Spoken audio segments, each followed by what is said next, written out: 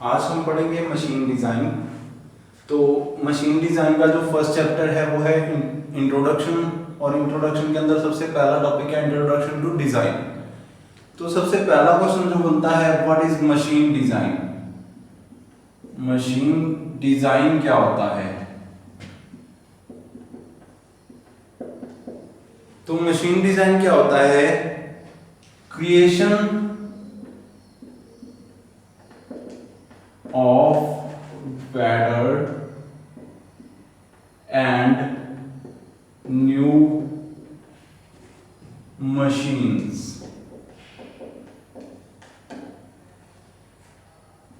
पहले से बनी हुई मशीनों को अच्छा बनाना, ठीक है, या नई मशीन डिजाइन करना। बिल्कुल एकदम नई मशीन डिजाइन करना, या पहले से जो मशीनें बनी हुई हैं उनको अच्छा बनाने के प्रोसेस को क्या कहते हैं? Machine design. ठीक है, मशीन डिजाइन के अंदर ध्यान दो। अब मैंने पहले बैटर की बात की, तो पहले से बनी हुई मशीनें हैं, ठीक है, जैसे आपकी लेथ मशीन है, या जो गाड़ियां हैं ये भी मशीनें ही हैं, ठीक है। तो जितनी भी मशीनें हैं उनको अगर आप पहले से जो बनी हुई हैं उनको थोड़ा सा और अच्छा बनाना, डिजाइन करना, ठीक है, वो भी क्या कहलाता है? Machine design. और या बिल्कुल ही न्यू मशीन बना देना किसी चीज के लिए, न्यू सीएनसी डीएनसी मशीनें बनाना, ठीक है, ऑटोमेटिक मशीनें बनाना, ये भी क्या कहलाता है? मशीन डिजाइन कहलाता है। ठीक है, नेक्स्ट क्वेश्चन जो बनता है, type of machine design. Machine design जो है वो कितने प्रकार का होता है? तो बेसिकली इसको अपन तीन प्रकार से पढ़ते हैं। First one is new design. New design, बिल्कुल नए सिरे से डिजाइन करना, कुछ भी नहीं है अपने पास, सब कुछ आपने ही डिजाइन किया। इसके लिए अपने को बेसिकली सबसे पहले तो बहुत ज्यादा अच्छी स्किल्स चाहिए, नॉलेज चाहिए, ठीक है, इसके ऊपर बहुत सारी रिसर्च लगती है, रिसर्च वर्क होता है, तब जाके ये न्यू मशीन बनती है। मशीन का एग्जांपल लगा लो, सबसे पहले जिसने लेथ मशीन बनाई होगी, या गाड़ी का एग्जांपल ले लेते हैं, सबसे पहले जिसने गाड़ी बनाई थी, ठीक है, वो 3 पहिया वाहन था, ठीक है, तो सबसे पहले उसने क्या बनाया? एक गाड़ी बना दी। उसके पास कुछ भी नहीं था, उसने सब कुछ खुद डिजाइन किया। तो ये किस कैटेगरी में आता है? न्यू डिजाइन की कैटेगरी में। दूसरा होता है new developed design.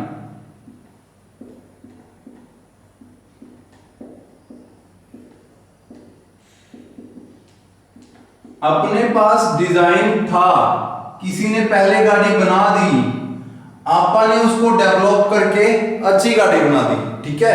For example जो अब की गाड़ियां चलती हैं, ठीक है, पहले वाली जो फर्स्ट टाइम गाड़ी बनी थी और जो अब की गाड़ियां, उनके अंदर जमीन आसमान का फर्क है, लेकिन वो डेवलप हुई है उस आइडिया से।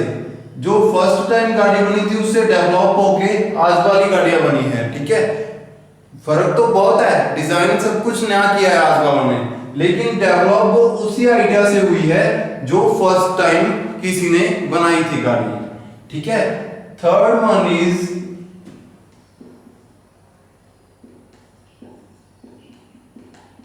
Adaptive design. अब ये जो डेवलप डिजाइन था, इसके लिए भी स्किल्स अच्छी होनी चाहिए। मतलब ऐसा नहीं है कि उसने बिल्कुल नया बनाया है, लेकिन ऐसा भी नहीं है कि उसने कुछ भी चेंज नहीं किया। इसके अंदर चेंजेस बहुत आ गए।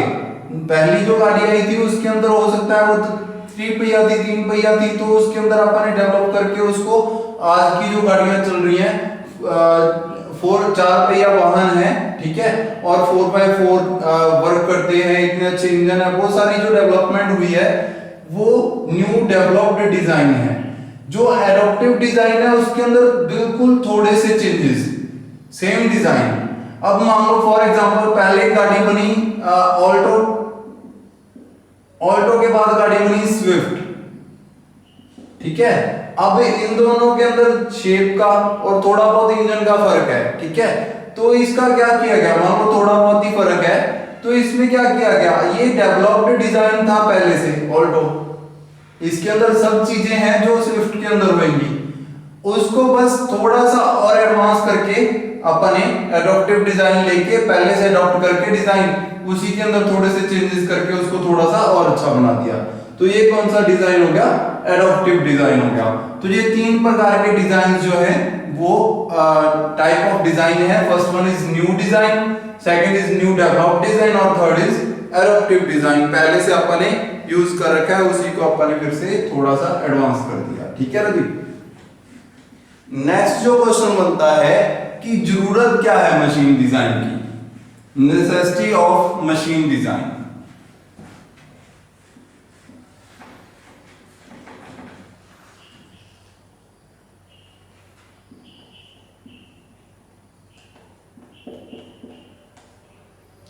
Of machine design, machine design की जरूरत क्यों है? सबसे पहले तो ठीक है, to convert old design into new creation या न्यू आइडियाज। ठीक है, पुराने जमाने की चीजों को नई चीजों में कन्वर्ट करने के लिए। अब ध्यान दो, जो चीजें 80s में थी या 90s में थी, अपन उसको सेम टू सेम यूज थोड़ी कर रहे हैं। अपन उनको एडवांस करते गए और वो चीजें एडवांस होती गई। अब अपने पास उनके सबसे प्रो वर्जन हैं, बहुत ही अच्छे वर्जन हैं, लेकिन आने वाले समय में इसको भी और एडवांस करते जाएंगे। मतलब मशीन डिजाइन जो है चलता जाएगा और मशीनें और अच्छी अच्छी होती जाएंगी। ठीक है, तो मशीन डिजाइन की जरूरत क्यों है? सबसे पहले पुरानी चीजों को अच्छी करना, उनको कन्वर्ट करके न्यू वर्जन बनाना, ये है फर्स्ट इसकी नेसेसिटी। सेकंड क्या है? मार्केट के अंदर, मार्केट कब चलती है? मान लो अब एक गाड़ी बनी, वही गाड़ी बनी कंपनी ने और उसको डेवलप किया ही नहीं, तो वो 5 सालों में 4 सालों में सबके पास सेम गाड़ी होगी, तो नई गाड़ी कौन खरीदेगा? कोई भी नहीं खरीदेगा। लेकिन जब आप मार्केट को नया आइडिया देंगे कि आप ये खरीदो, नई गाड़ी बना दी, उसको डेवलप कर दिया, पहले वाले को नई गाड़ी बनाई, तो मार्केट के अंदर उसकी वैल्यू होएगी, तो लोग नई गाड़ियां खरीदेंगे। To encourage market with new ideas, नए आइडियाज के साथ मार्केट को एनकरेज करना, इन्फ्लुएंस करना कि आप ये खरीदो, उसके बाद नेक्स्ट, उसके बाद नेक्स्ट, ऐसे डेवलपमेंट होती जाएगी और प्रोडक्ट आगे के आगे बढ़ते जाएंगे। जो आइडिया है, नेसेसिटी जो जरूरत है इसकी, वो एक और तरीके से भी है। आप डिजाइन कब करते हैं? जब मार्केट में कुछ ना कुछ ऐसी प्रॉब्लम हो, या एनवायरमेंटल प्रॉब्लम हो। अब देखो नए इंजन बन रहे हैं, जो BS6 या BS4 इंजन बन रहे हैं, वो क्यों बने? क्योंकि जो पहले वाले इंजन थे उनके अंदर पोल्यूशन ज्यादा था, तो एनवायरमेंट को ध्यान में रखते हुए न्यू डिजाइन हुआ। ठीक है, तो नेसेसिटी कहां से पैदा होती है? किसी ना किसी प्रॉब्लम से, या किसी ना किसी आइडिया, जो न्यू उसको अच्छा बनाने का आइडिया है। तो इसकी जरूरत क्यों है? उस प्रॉब्लम्स को सॉल्व करने के लिए। टू सॉल्व environmental problems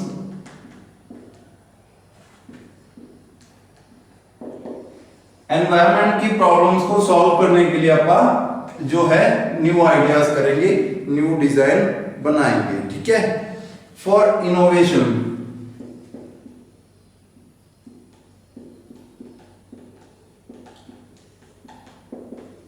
नया इन्वेंशन करने के लिए। ठीक है, उसके बाद क्वालिटी को बेटर करने के लिए, बेटर क्वालिटी, उसके बाद कॉस्ट कंट्रोल के लिए, कॉस्ट कंट्रोल, उसके बाद एफिशिएंसी के लिए,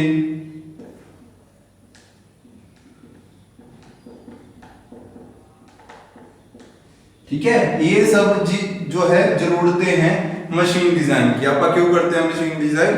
इन सब जरूरतों को पूरा करने के लिए। नेक्स्ट क्वेश्चन इसी के साथ बनता है कि डिजाइन वर्क और अनडिजाइन वर्क में क्या डिफरेंस है। ये क्वेश्चन काफी बार पेपर में आ जाता है कि एक काम तो आपने डिजाइन करके किया फुल और एक काम बिना डिजाइन के हो रहा है, इन दोनों के बीच में डिफरेंस क्या क्या है। तो आप बना लेते हैं यहां पे, ये है डिजाइन वर्क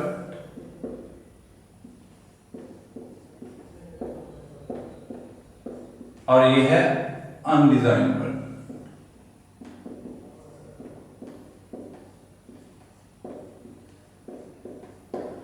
ठीक है, डिजाइन वर्क और अनडिजाइन वर्क में क्या डिफरेंस है। सबसे पहले जो मेजर डिफरेंस है वो है कॉस्ट कंट्रोल।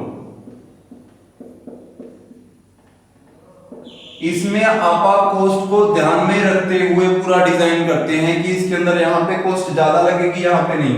अनडिजाइन वर्क कौन सा होता है, जिसमें जाके उठा के सामान वेल्डिंग सेट उठाया और सारी चीजें मशीनें उठाई और काम करना शुरू कर दिया, पता ही नहीं कि क्या बनाना है। ठीक है, उसके बाद आपको थोड़ा बहुत दिमाग में जितना आइडिया था उसके हिसाब से आपने प्रोडक्ट बनाया, उसको बोलते हैं अनडिजाइन वर्क। डिजाइन वर्क जिसके ऊपर पहले अच्छे से एनालाइसिस किया गया, कंप्यूटर पे उसको बना के देखा गया अच्छे से, फिर उसको जाके रियलिटी में उसको इंप्लीमेंट किया गया, उसको बोलते हैं डिजाइन वर्क। अब अनडिजाइन वर्क के अंदर कॉस्ट कंट्रोल तो बिल्कुल भी नहीं होगा, तो no cost control, cost control के ऊपर कोई ध्यान नहीं दिया गया। सेकंड जो है क्वालिटी कंट्रोल, क्वालिटी को भी कंट्रोल किया गया है इसके अंदर, लेकिन इसमें भी क्वालिटी को भी ध्यान नहीं रखा जाता। जैसे बन रहा है नो क्वालिटी कंट्रोल, क्वालिटी के ऊपर भी कोई ध्यान नहीं दिया गया। तीसरा जो है good appearance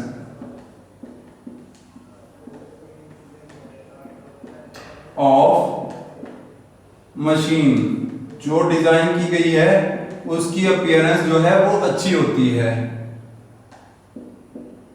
not good, appearance जो है वो अच्छी नहीं होती। ठीक है, इसकी अपीयरेंस जो है वो बहुत अच्छी होती है क्योंकि अपन ने डिजाइन किया है उसको, लेकिन जो अनडिजाइन वर्क है उसकी अपीयरेंस इतनी अच्छी नहीं होती। लेकिन कॉस्ट, अब देखो ध्यान दो, ये तो प्रोडक्ट अपन ने उठा के सीधा ही बना दिया, इसके ऊपर खर्चा कम आया, इसको पहले डिजाइन किया गया फिर इसको बनाया गया, तो इसके ऊपर कॉस्ट जो थी वो ज्यादा लगी, तो मोर कॉस्टली।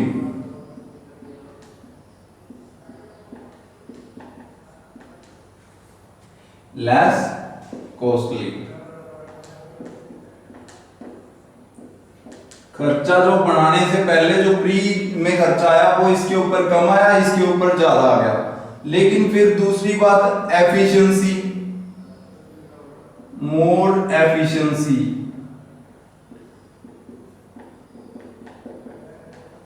एफिशिएंसी इसकी ज्यादा है, इसके जरिए जो काम किया गया उसमें मटेरियल लॉस कम था, इसके अंदर जो काम किया गया उसमें प्रोडक्ट का फेल होने के चांसेस कम थे, लेकिन इसके अंदर ज्यादा थे, तो लेस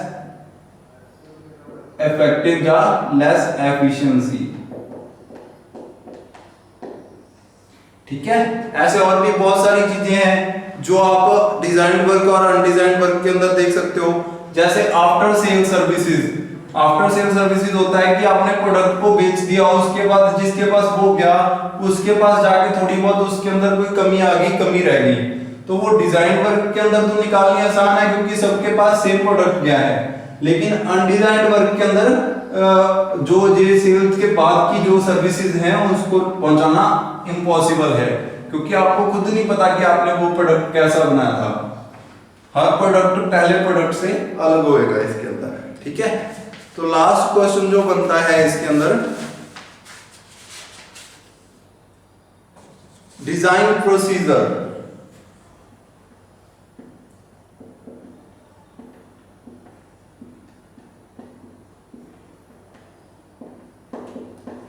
डिजाइन कैसे किया जाता है?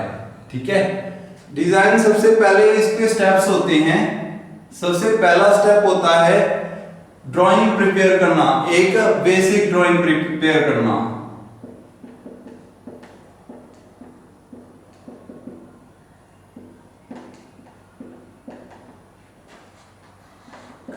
सबसे पहले अपन ने एक बेसिक ड्राइंग बनाई जो कि हमें आइडिया दे रही है कि हमने ये वाली प्रॉब्लम को सॉल्व किया। मान लो कोई इंडस्ट्री के अंदर प्रॉब्लम आ गई, पोल्यूशन ज्यादा हो गया, जिसके कारण अपनी मशीन के अंदर पोल्यूशन कम करना या नॉइस, मान लो आपकी शहर के अंदर इंडस्ट्री है, आपकी जो मशीनें हैं वो नॉइस ज्यादा करती हैं, तो सबसे पहले प्रॉब्लम क्या आई, नॉइस की।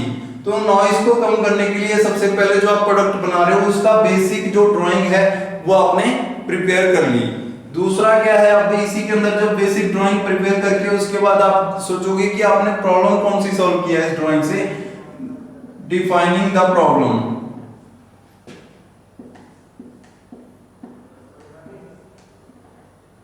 या आप कह सकते हो कि जो मशीन है उसका क्यों प्रिपेयर कर रहे हैं, पर्पस ऑफ मशीन।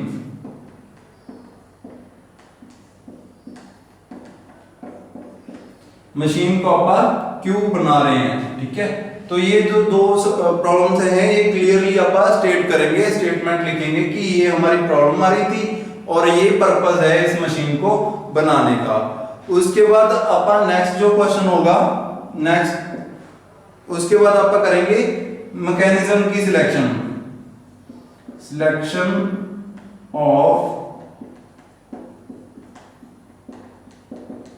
मैकेनिज्म की सिलेक्शन करेंगे कि अपना कौन सा मैकेनिज्म आप इसके अंदर यूज करेंगे, ठीक है।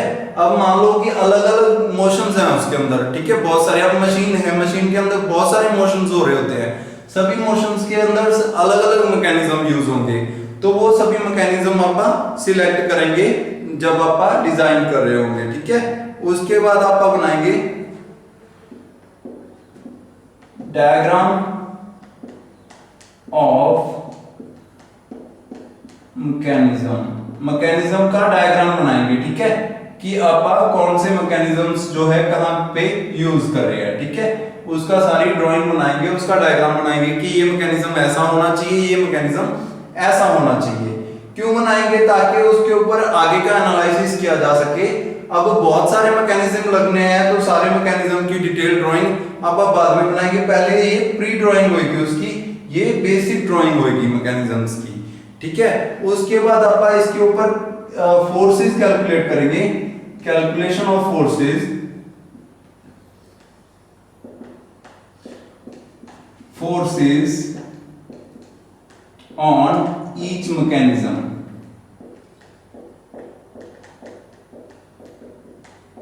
कौन से मैकेनिज्म के ऊपर कितनी फोर्सेस लग रही हैं ये उसके बाद आप कैलकुलेट करेंगे, ठीक है, ताकि आप उसका मटेरियल सिलेक्ट कर सके। जब अपने को फोर्सेस के बारे में पता चल गया कि इसके इस बॉडी के ऊपर इतनी फोर्स लग रही है, उसके हिसाब से आप मटेरियल सिलेक्ट करेंगे ऑफ मैकेनिज्म, ठीक है, कि इतनी फोर्स को ये वाला मटेरियल झेल सकता है, इतनी फोर्स को ये वाला मटेरियल झेल सकता है, उसके हिसाब से आप इसके मटेरियल की सिलेक्शन करेंगे। उसके बाद आप डिजाइन करेंगे कि मैन्युफैक्चरिंग प्रोसेस कौन सा होना चाहिए सभी मैकेनिज्म्स के लिए।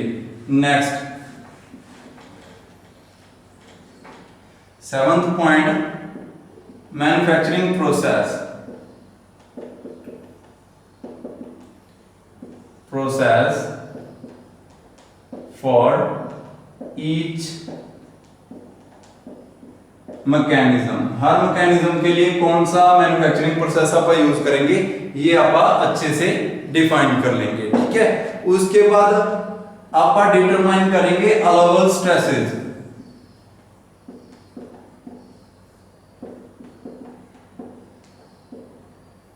On each mechanism, her mechanism के ऊपर कितनी जो आपकी स्ट्रेसेस हैं वो अलाउड हैं कि इतना तो आपका जो प्रोडक्ट है वो झेल ही सकता है, तो आप डिफाइन करेंगे allowable stresses.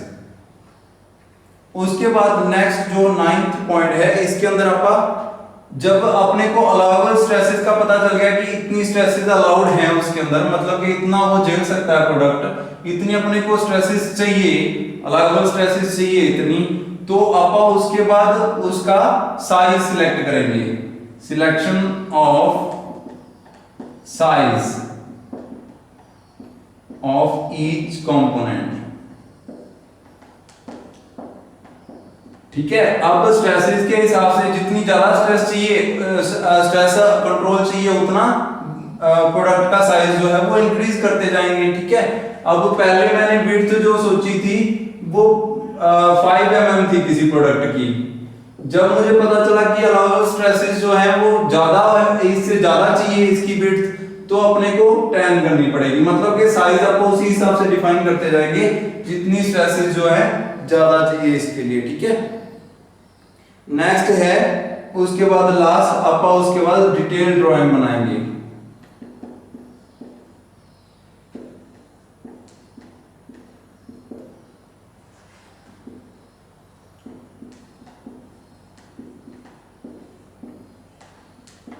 Detail drying of each part, उसके बाद एक अच्छी डिटेल ड्राइंग सभी पार्ट्स की आप प्रिपेयर कर लेंगे। ठीक है, ऐसे आप मशीन को डिजाइन करेंगे। ये सभी आप नोट्स के अंदर लिख लीजिए।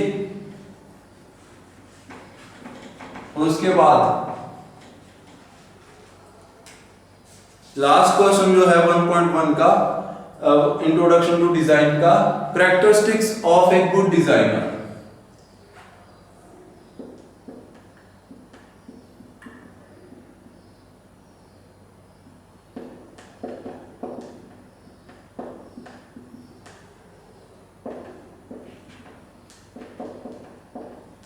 एक अच्छे डिजाइनर के अंदर कौन कौन सी खासियतें, कौन कौन सी कैरेक्टरिस्टिक्स होनी चाहिए। ठीक है, तो सबसे फर्स्ट जो है वो है इमेजिनेशन पावर।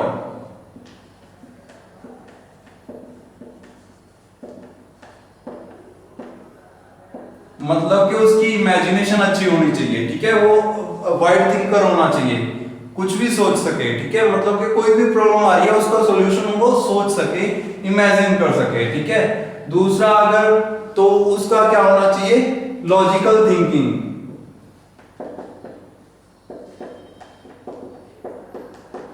लॉजिकल थिंकर होना चाहिए, लॉजिकलेस बातें नहीं होनी चाहिए उसकी। ठीक है, मतलब कि लॉजिक, अब कोई मशीन ऐसी है जो इम्पॉसिबल है। अब जैसे कुछ लोग कहते हैं कि बिना फोर्स के कोई मशीन चल रही थी, अपने उसको कोई फोर्स नहीं थी फिर भी वो मशीन चल रही थी, तो ऐसा पॉसिबल नहीं है, ये लॉजिकलेस बात है। तो उसकी थिंकिंग, जो एक अच्छा डिजाइनर है उसकी थिंकिंग लॉजिकल होनी चाहिए। मतलब उसको लॉजिक के हिसाब से पता होना चाहिए कि इसको सोल्यूशन कैसे करना है। थर्ड वन इज उसकी अच्छी पर्सनैलिटी होनी चाहिए, तो गुड पर्सनैलिटी।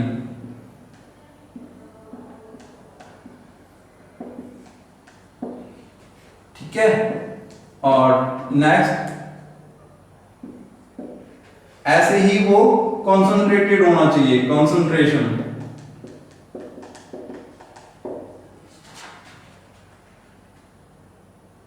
नेक्स्ट जजमेंट अच्छी होनी चाहिए उसकी। ठीक है, वो कोई भी प्रॉब्लम आई है उसको आसानी से जज कर सके कि इसको कैसे सॉल्यूशन करना है। उसका सेल्फ कॉन्फिडेंस,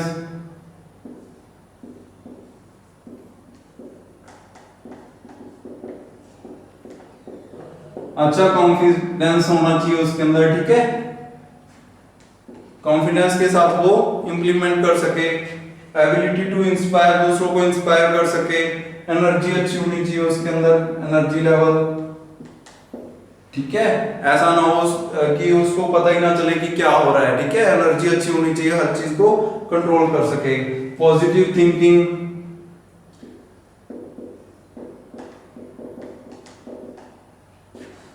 या पॉजिटिव एटीट्यूड। पॉजिटिव एटीट्यूड का मतलब है कि पॉजिटिव सोचने वाला, हमेशा पॉजिटिव एटीट्यूड में रहे कि हाँ ये काम मैं कर दूंगा। ठीक है, लेकिन इतना पॉजिटिव भी नहीं कि कुछ गलत कर रहा हो और उसको ये लगे कि हाँ ये सही हो रहा है। ठीक है, पॉजिटिव एटीट्यूड मतलब कि सही थिंकर, जो किसी चीज को पॉजिटिव वे में ले। ठीक है, नेक्स्ट है इंटेलिजेंट होना चाहिए। ठीक है, और लास्ट है ओपन माइंडेड होना चाहिए। ऐसे बहुत सारे हैं और भी जो आप खुद सोच सकते हो इसके बाद।